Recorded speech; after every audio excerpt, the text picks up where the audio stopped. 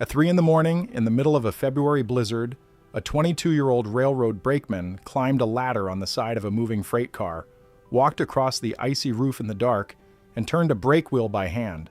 Then he climbed down, ran along the track to the next car, climbed up again, and turned another wheel. And another? 30 cars. In the dark? On ice. At 40 miles an hour, this was the job. Every night. The brakeman was the most important and the most expendable worker on the American railroad. More brakemen died on the job than any other occupation in 19th century America. And unless you have stood on the roof of a freight car in the wind, felt the iron shutter beneath your boots, and looked down at the black gap between couplers where one wrong step would drop you under the wheels. You cannot fully understand what these men did for a living, but by the end of this, you will come as close as anyone can. To understand the brakeman's job, you have to understand what a freight train actually was in the decades after the Civil War. It was not the sleek, unified machine you picture today. It was not controlled from a single cabin. It was a loose chain of independent wooden boxes on iron wheels, each one weighing between 10 and 20 tons, held together by crude connectors and governed by no centralized system of any kind. The locomotive pulled, the cars followed, and that was the extent of the coordination. There was no centralized braking system, none. The engineer in the locomotive could stop the locomotive itself, but he had absolutely no way to slow or stop any car behind the tender. When every freight car had its own brake mechanism, a hand wheel mounted on the roof, connected by a vertical shaft and chained to iron brake shoes that pressed against the wheels. One wheel per car, one man to turn them all. That man was the brakeman.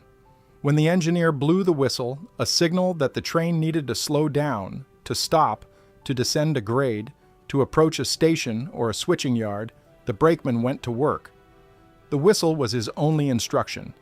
2 long blasts meant release brakes. Short repeated blasts meant apply brakes. There was no radio, no bell system, no way to communicate details. The brakeman heard the whistle and interpreted it, and then he moved. He climbed the iron ladder bolted to the end of whatever car he was riding. These ladders were not standardized. Some had wide rungs, some had narrow. And some were bolted securely, others were loose. The brakeman grabbed whatever metal was available and pulled himself upward, hand over hand, while the car rocked beneath him. If the train was moving at speed, the wind hit him the moment he cleared the side of the car. In winter, that wind carried ice. In rain, it blinded him. He pulled himself up onto the roof, which was called the running board because a narrow plank was laid along the top of the car as a walkway.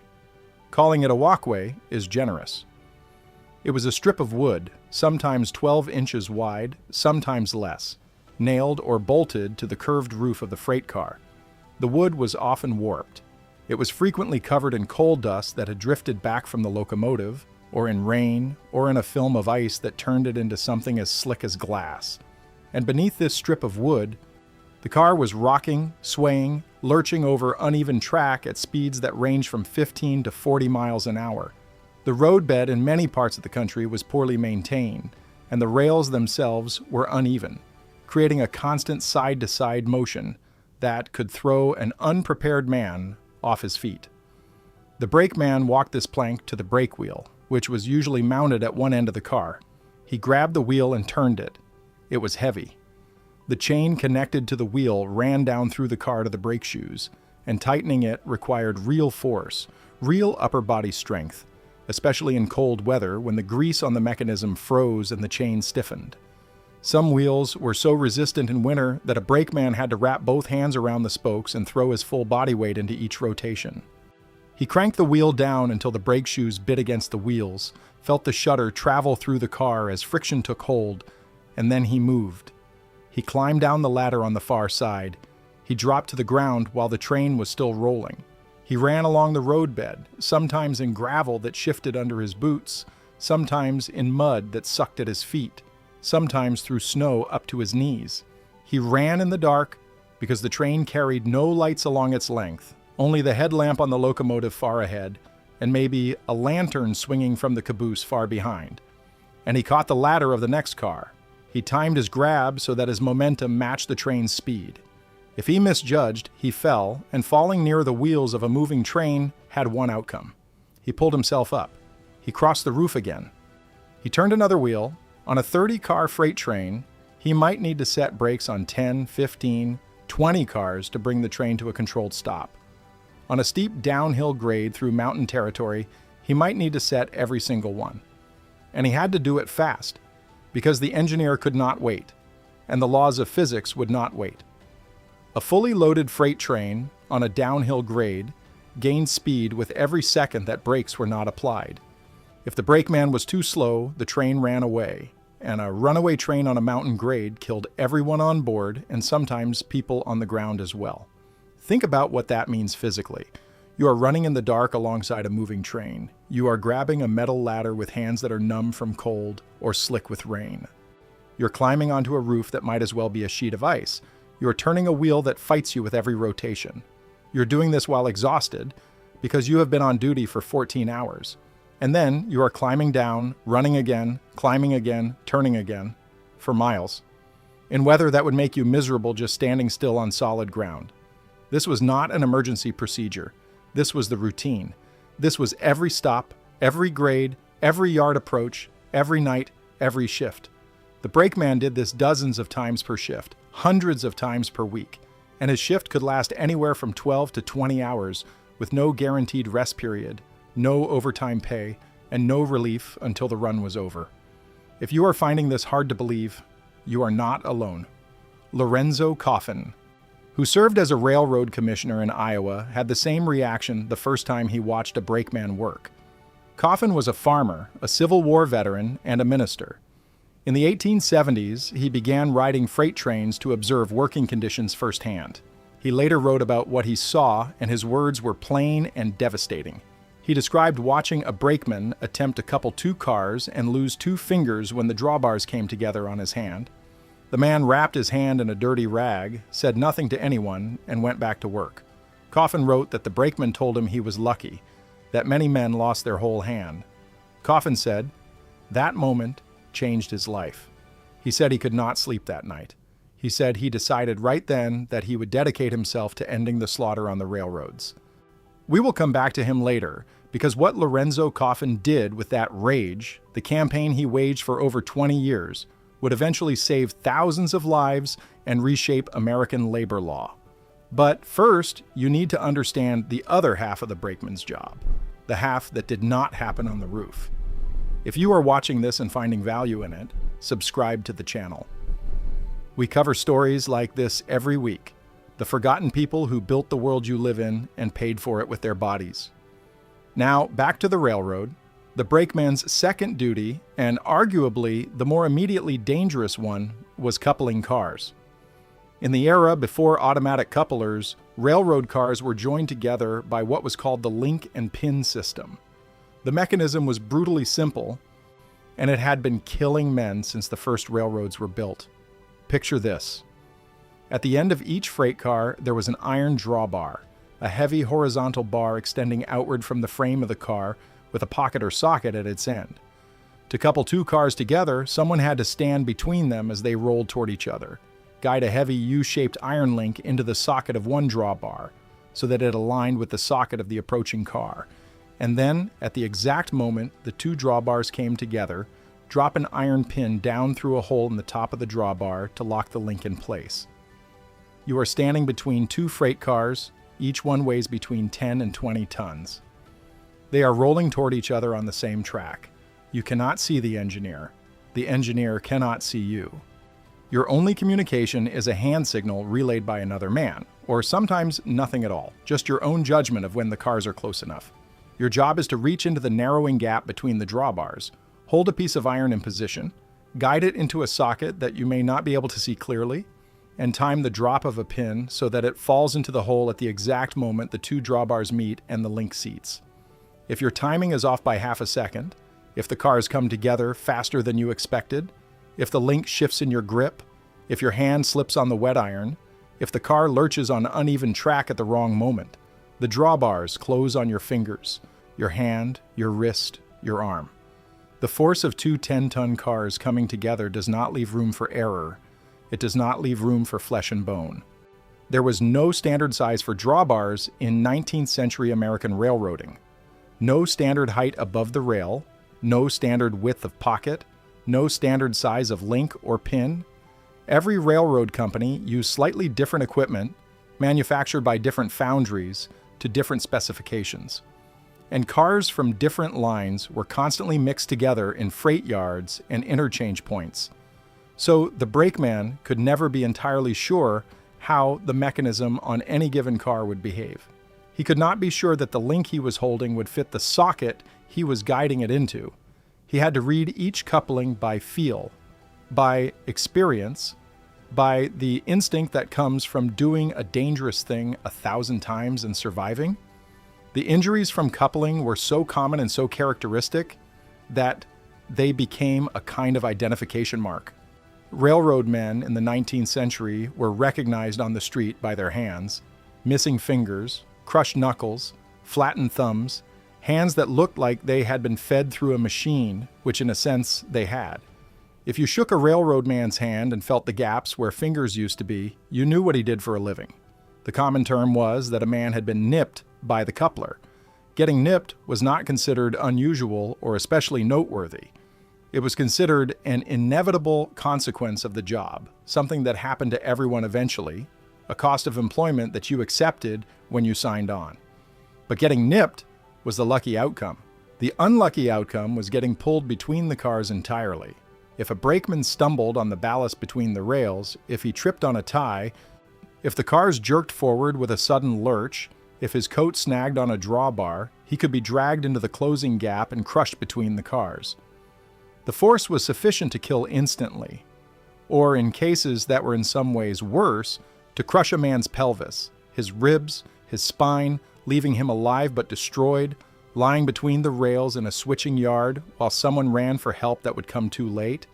And then there was falling under the wheels, a brakeman who lost his footing while coupling, or while climbing, or while running alongside the train, could fall beneath the cars. A freight car wheel on a rail does not stop for a human body. It does not slow. It does not deflect. It passes through flesh and bone with the same indifference it passes over a stick or a stone. The wheel simply continued, and the man was gone. The Interstate Commerce Commission began collecting systematic injury statistics in the late 1880s, and what the numbers revealed was a crisis of industrial violence without parallel in American history.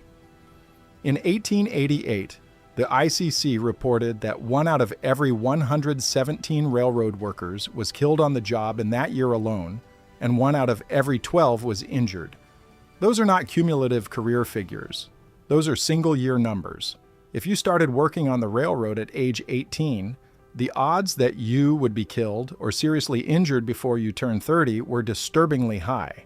By 1893, the year that would prove to be the turning point, the figures had grown worse.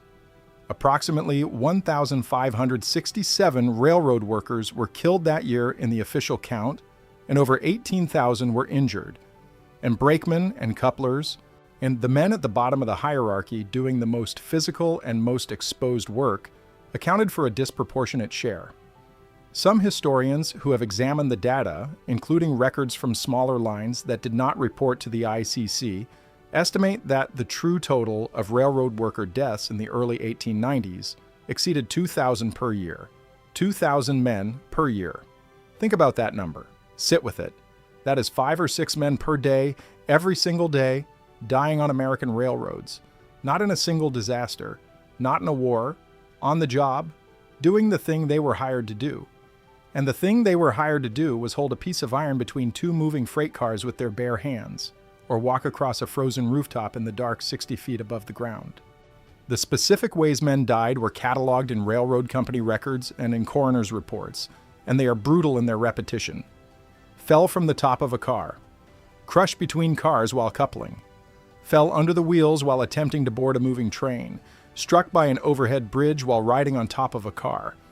That last one deserves its own explanation, because it was a particularly horrible way to die, and it was entirely, completely, unambiguously preventable. Bridges and tunnels along rail lines were often built with extremely low clearance above the cars. A man standing on top of a freight car might have only a few inches between his head and the underside of a bridge. In daylight, an experienced brakeman could see the bridge approaching and flatten himself against the roof. At night, in fog, in driving rain or snow, he could not.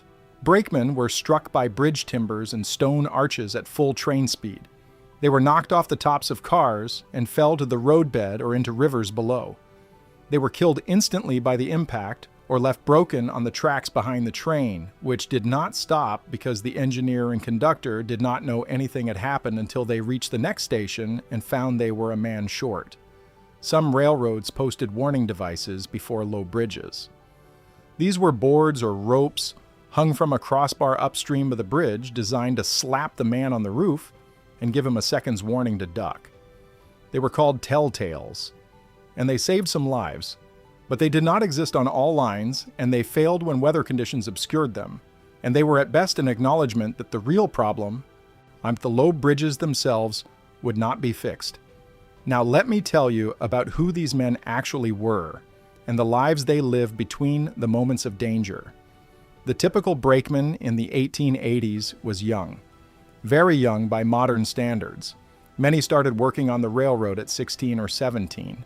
Some, particularly in rural areas where age requirements were loosely enforced, were younger. They came from farms, from immigrant families, from the working poor of American cities. They were Irish, German, Scandinavian, English, native-born American.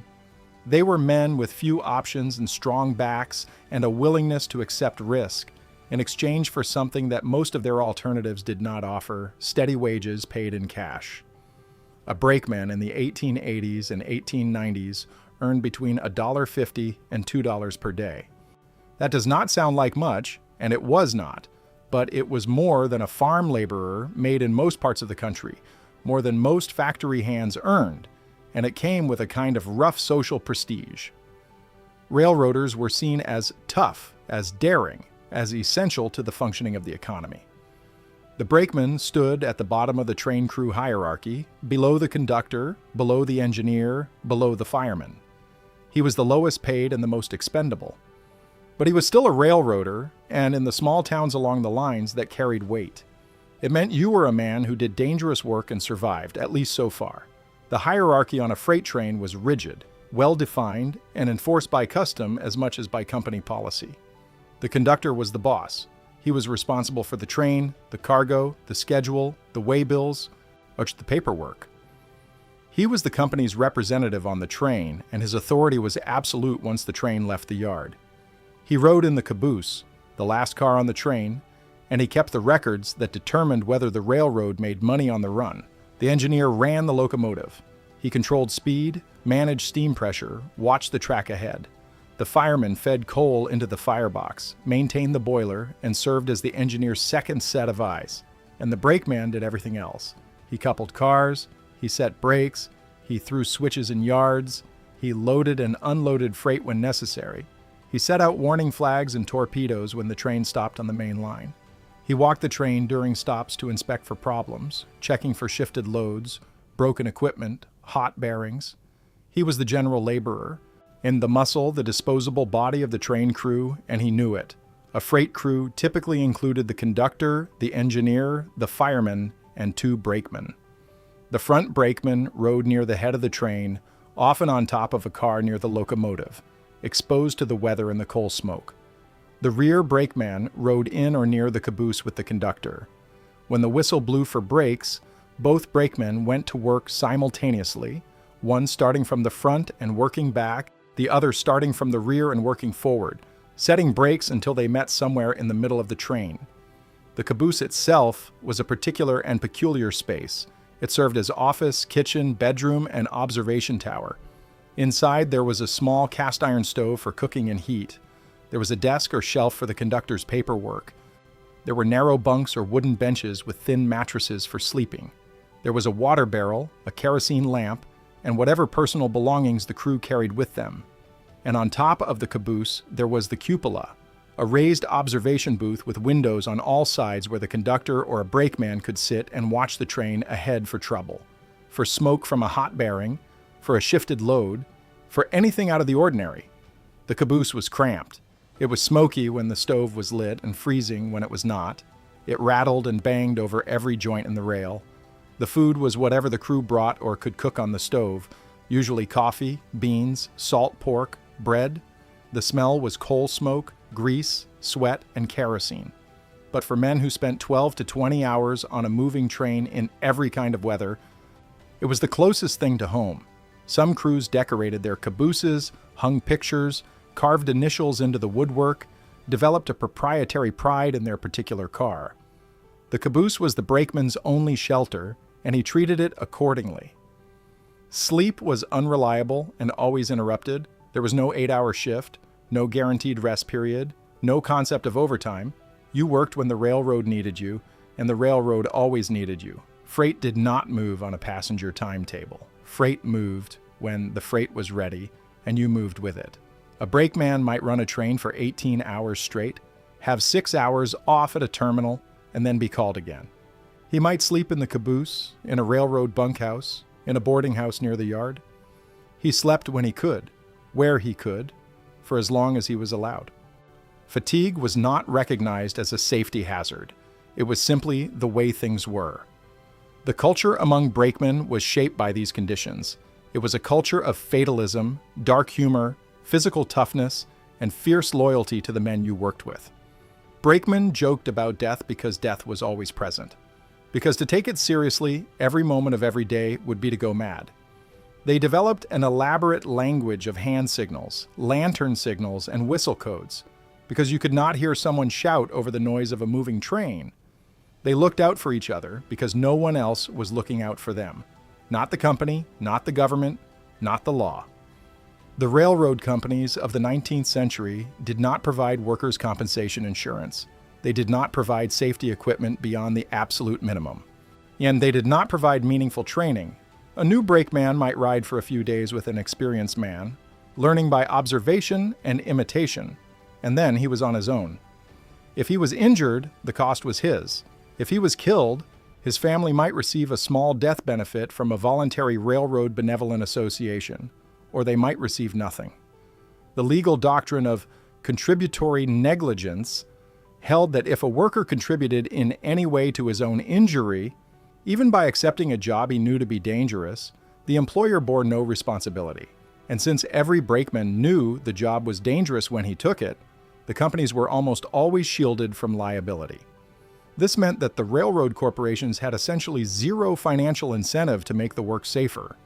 A dead brakeman cost them nothing. A new brakeman could be hired the next day.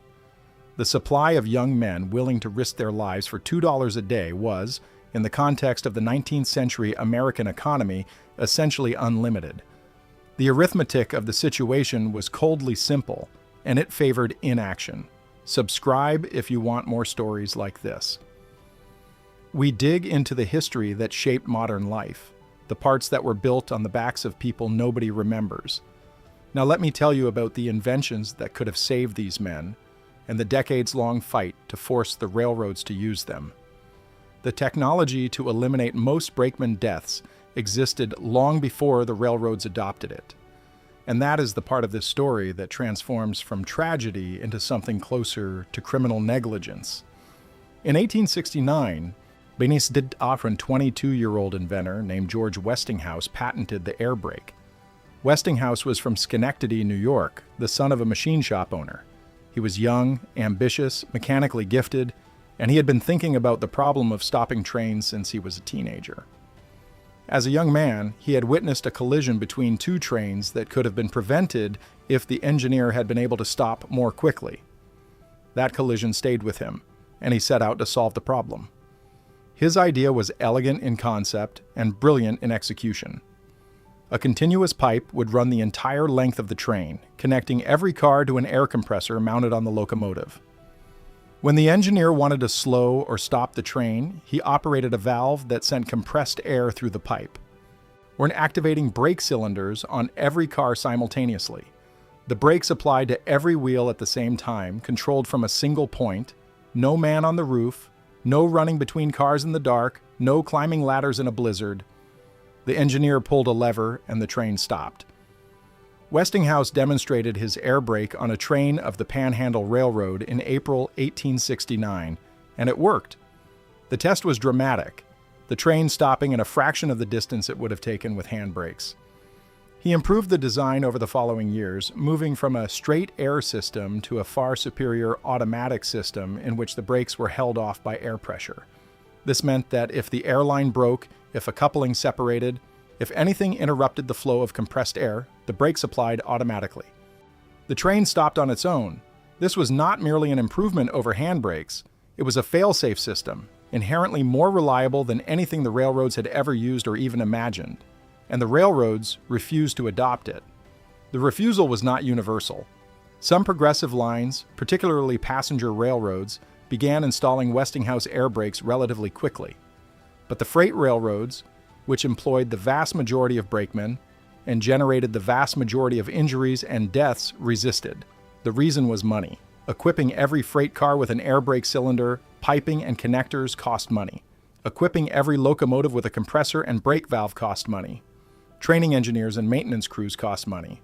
And the freight railroads, many of which were financially precarious, many of which were controlled by men whose primary concern was dividends for shareholders, did not want to spend it. Some railroad executives made the argument publicly. They said the air brake was unproven on long freight trains. They said it was unreliable in cold weather. They said it was too expensive. They said the old system worked fine, which it manifestly did not, unless your definition of fine included 2,000 dead men per year. Others simply did not engage with the question. They saw no problem that required solving. The brakemen were expendable. There were always more. The same pattern repeated itself with the automatic coupler. In 1873, 4 years after Westinghouse's air brake patent, a former Confederate Army officer from Alexandria, Virginia, we named Eli Hamilton Janney, patented an automatic coupler that could replace the murderous link and pin system. Janney's design used interlocking knuckles, cast iron jaws that clasped together automatically when two cars were pushed into contact. To uncouple, a man pulled a lever from the side of the car. At no point did anyone need to step between the cars. At no point did anyone need to reach into the gap between moving drawbars. The Janney coupler, in its various refined versions, eliminated the single most dangerous task a brakeman performed. Janney received his patent. He demonstrated his coupler. Other inventors produced competing designs. Master Car Builders Association trials tested various automatic couplers against each other and against the old link and pin system. The results were clear. Automatic couplers worked. They were safer. They were not significantly more expensive in the long run when you factored in maintenance and replacement costs. And the railroads, once again, with staggering consistency, refused to adopt them on any meaningful scale. The excuse this time was standardization. Different railroads used different coupler designs.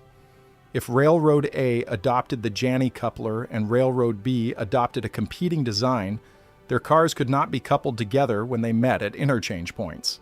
Therefore, the argument went, no one should adopt any automatic coupler until the entire industry agreed on a single standard.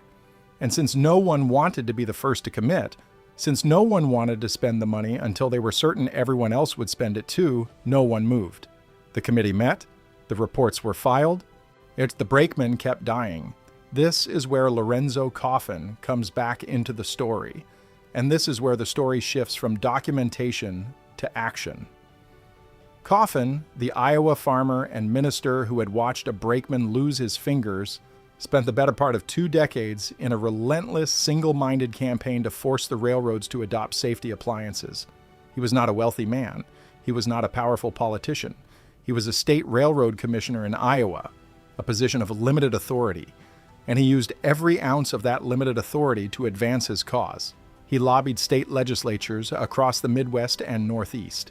He testified before congressional committees. He organized a public test of air brakes on a freight train at Burlington, Iowa in 1887, inviting railroad executives from across the country to witness the demonstration. And the Master Car Builders Association conducted the Burlington trials, which definitively proved that air brakes could stop a 50-car freight train faster, more safely, and more reliably than any team of brakemen working by hand. The results were unambiguous. They were published, they were distributed, they were ignored. Coffin kept going. He wrote letters to newspapers, he gave speeches at church meetings, at farmers' gatherings, at labor rallies. He made the brakemen's cause his life's work. He was mocked by railroad executives who called him a meddler and a crank. He was dismissed by politicians who told him the issue was too complex for legislation. He did not stop. In 1893, after years of advocacy by Coffin, by labor organizations, by progressive politicians, and by a growing public awareness of the carnage on the railroads, Congress finally passed the Railroad Safety Appliance Act. President Benjamin Harrison signed it into law on March 2, 1893. The act mandated two things. First, all railroad cars engaged in interstate commerce must be equipped with automatic couplers compatible with the Janney standard, eliminating the need for any person to stand between cars during coupling operations. Second, all trains must be equipped with continuous power brakes, meaning air brakes, that could be controlled by the engineer from the locomotive, eliminating the need for brakemen to climb onto rooftops to set brakes by hand. The railroads were given 5 years to comply, with the deadline set for 1898. They immediately began requesting extensions, arguing that the cost was too high, the timeline too aggressive, the technical challenges too great. Congress granted extensions, pushing the final compliance date to 1900. Even then, enforcement was imperfect, and some lines lagged behind. But the law held, the requirements stood, and by the early years of the 20th century, the transformation was largely complete. The effect was immediate and dramatic. In the years following full implementation of the Safety Appliance Act, railroad worker deaths and injuries dropped sharply. The specific horrors of coupling, the crushed hands, the severed fingers, the men pulled between cars and killed, declined by enormous margins. The rooftop work, the falls, the bridge strikes, the men swept off cars in the dark, diminished as air brakes eliminated the brakeman's most dangerous duty entirely. The brakeman's job did not disappear overnight. Brakemen remained part of train crews well into the 20th century, performing switching duties in yards, handling handbrakes during terminal operations, assisting with loading and unloading, and serving as general crew members. The title persisted for decades. But the nature of the work changed fundamentally and permanently. The daily confrontation with death, the routine acceptance that tonight might be the night you fell from the roof or lost your hand between the drawbars, that ended.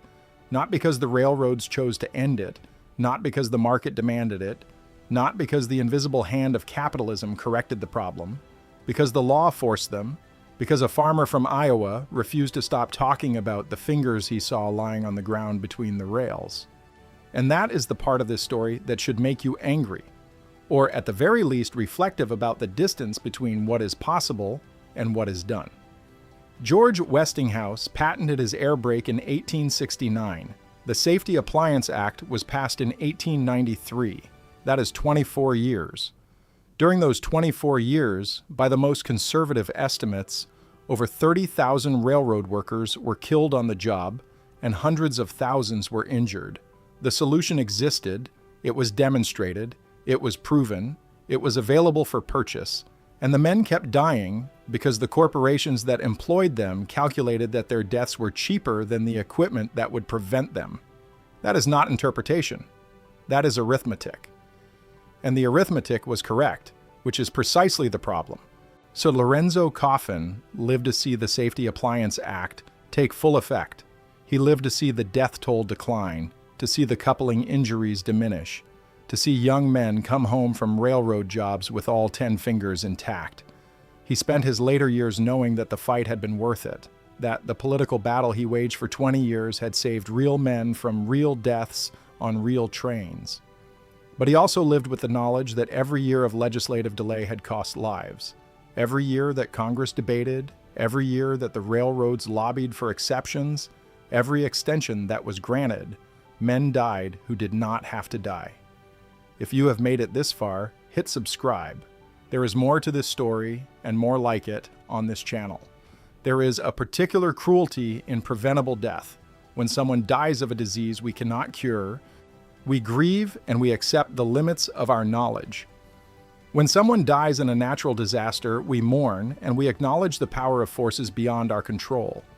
But when someone dies because a corporation decided that a piece of safety equipment costs too much, when someone dies because an executive looked at a balance sheet and determined that a man's life was worth less than the price of an air compressor and a few lengths of pipe, the grief becomes something else entirely. It becomes an indictment. It becomes evidence. It becomes a debt. The brakemen of the 19th century left very few records of their own voices. They were not, for the most part, men who wrote memoirs or kept journals. They were working men, and their days and nights were consumed by the work itself. What we know about them comes largely from company accident reports, from ICC statistics, from coroner's inquests, from the observations of men like Coffin who watched them work and were moved to act. We know them mostly through the manner of their dying, but we know what they did. We know what it cost them. We know the weight of the brake wheel in winter. We know the sound of the whistle that sent them up the ladder. We know the feel of iron under frozen fingers and the sight of the black gap between cars where a man's hand or body could disappear. And we know what came of their suffering because we ride its legacy every single day. The next time you are near a train, any train, passenger, or freight, listen for the hiss of the air brakes. That sound, that sharp exhale of compressed air when the train slows, is the direct descendant of George Westinghouse's 1869 invention. It is the sound of a machine doing automatically what men used to do with their bare hands and their mortal bodies on icy rooftops in the dark. And the reason that sound exists on every train in this country, the reason it is required by federal law, is not because the railroad companies wanted it. It is because 2,000 men a year died proving that someone had to do something. It is because their deaths accumulated until the weight of them became too heavy for even a compliant Congress to ignore. 2,000 men a year, for a job that most people alive today have never heard of. The brakeman climbed the ladder. He walked the roof, he turned the wheel, he stood between the cars and held the iron link and dropped the pin. He did it in the rain and the snow and the freezing dark. He did it for $1.50 a day. He did it knowing that any night could be his last night, that any coupling could be the one that took his hand, that any rooftop could be the one he slipped from. And he did it anyway because the freight had to move and someone had to move it, and he was the someone, and no one else was volunteering. The brakes on the train you ride today work because those men died. The couplers that lock automatically, that join cars together without a single human hand in the gap, exist because enough men lost enough fingers and enough lives that eventually, finally, the country decided it was not acceptable. Not the railroads, the country, the law. The collective decision, dragged out of reluctant legislators by a stubborn Iowa farmer, that a man's hand is worth more than a link and pin, that a man's life is worth more than the quarterly earnings report. That decision took 24 years too long, but it came. And every train that stops safely today, every freight car that couples without blood, every ride you take without once thinking about the men who used to walk the rooftops in the dark, is a monument to the brakemen who made the cost of inaction too obvious, too bloody, and too documented to ignore any longer. They were 22 years old and 17 and 35 and 40. They were Irish and German and Scandinavian and American-born. They had names that are mostly lost now, recorded only as line items in accident reports, as statistics in government documents, as numbers on a page that someone, finally decades too late, decided to read. 2,000 a year, for decades, for a job you never knew existed, performed by men you will never meet, on trains that have long since rusted to dust, in a country that has mostly forgotten they were ever there. But they were there, every night, on the roof, in the dark, turning the wheel, and now you know.